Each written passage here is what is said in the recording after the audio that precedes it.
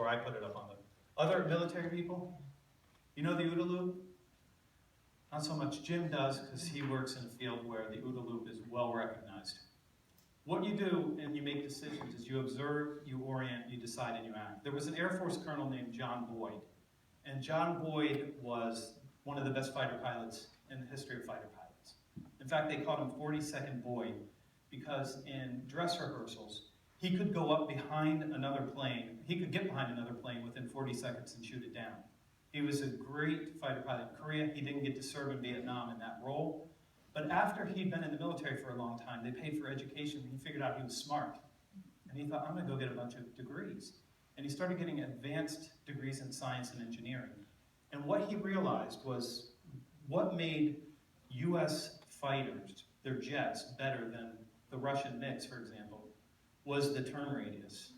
Our jets could turn at a much tighter radius so we could get behind the enemy.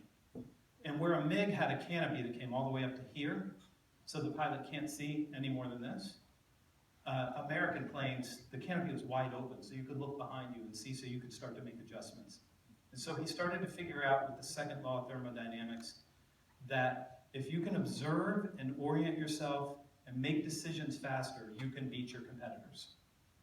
That's what he learned. And he's Colonel John Boyd and not General John Boyd, because in an argument he put a cigar out on a general's tie. And apparently that's a career limiting move in the military.